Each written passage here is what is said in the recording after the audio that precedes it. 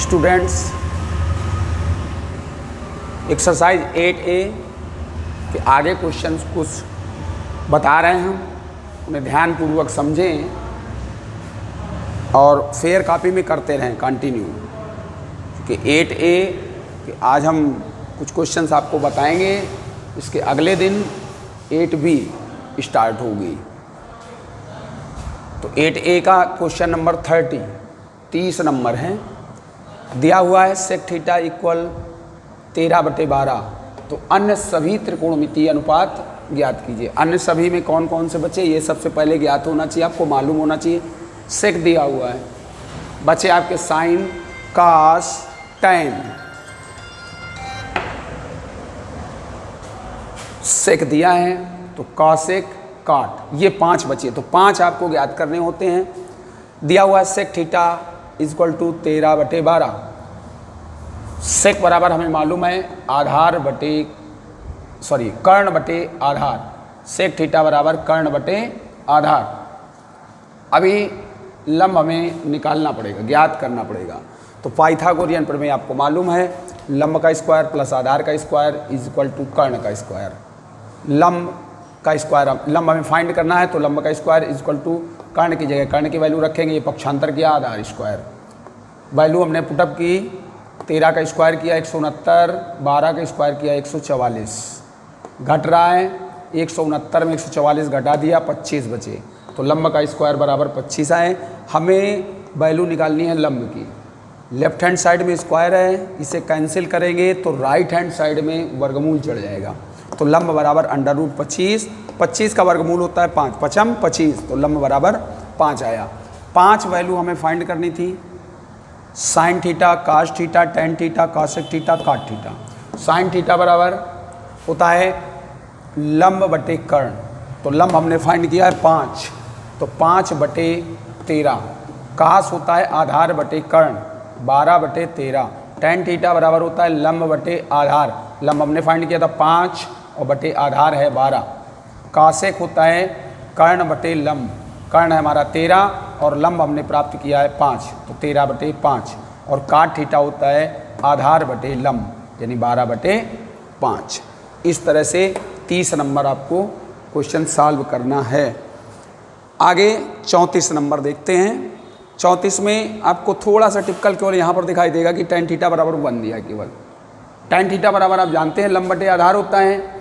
अगर अपान में कोई संख्या नहीं लिखी है, बटे में कोई संख्या नहीं लिखी है, तो बटे में 1 कर लेते हैं। तो हुआ tan a बराबर 1/1, यानी लंब भी 1 है, बटे आधार भी 1 है। उसी हिसाब से हमने चित्र आपका बना दिया। कोण a की बात कर रहा है तो a कोण हम यही बना लें, लंब बटे आधार 1/1 किया। पाइथागोरियन प्रमेय से कर्ण का स्क्वायर बराबर लंब का स्क्वायर धन आधार का स्क्वायर। कर्ण का स्क्वायर बराबर लंब है 1 का स्क्वायर प्लस आधार भी 1 है, तो 1 का स्क्वायर, 1 का स्क्वायर करेंगे 1। इस प्रकार से कर्ण का स्क्वायर बराबर हमने जोड़ दिया तो आया 2, तो कर्ण बराबर √2, ये कर्ण √2 आ गया। फिर कहता है 2 sin a cos a is equal to 1, यानी लेफ्ट हैंड साइड और राइट हैंड साइड बराबर करना है आपको।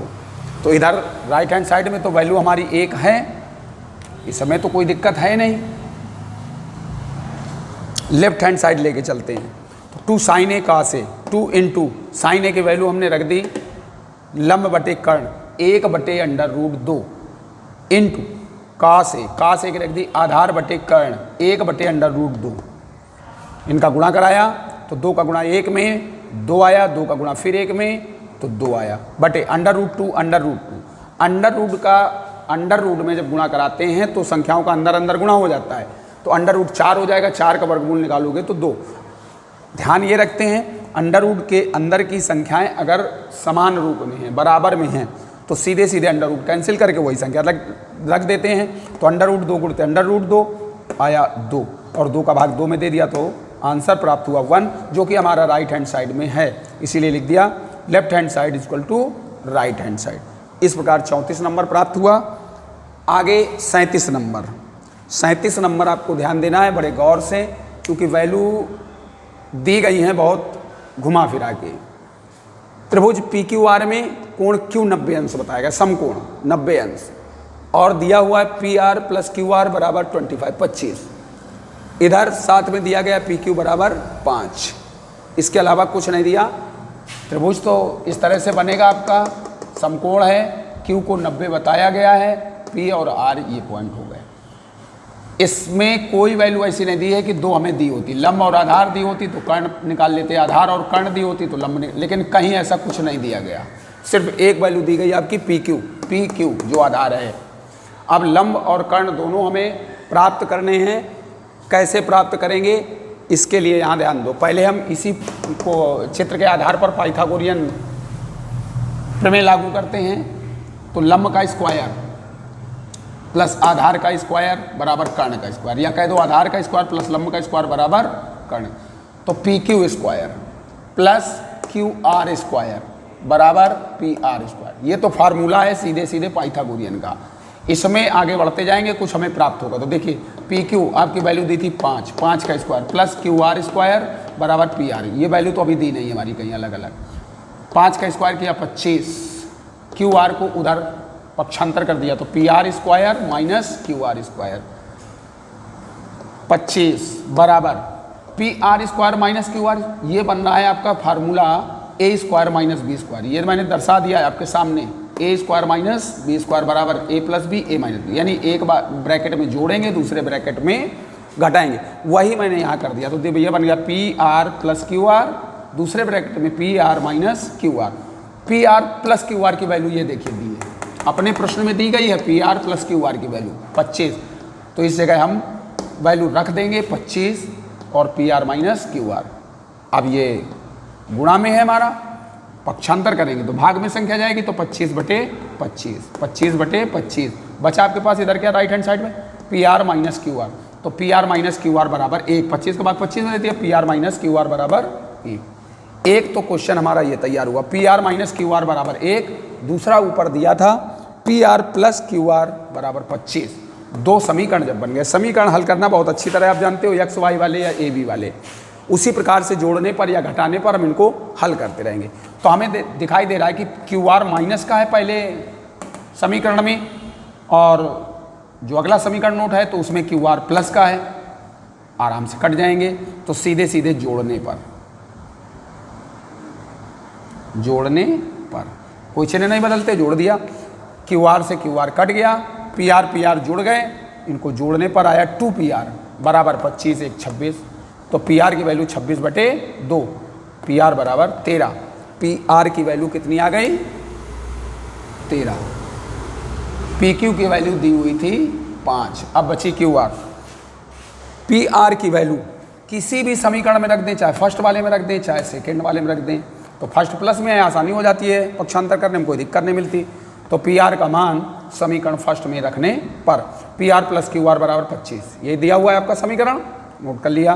पी आर की वैल्यू 13 हम प्राप्त कर चुके हैं, पी आर के स्थान पर 13 लिख देंगे, प्लस क्यू आर बराबर 25, 13 को पक्षांतर कर रहे हैं तो क्यू आर बराबर 25 माइनस 13, क्यू आर आपका प्राप्त हो गया 12।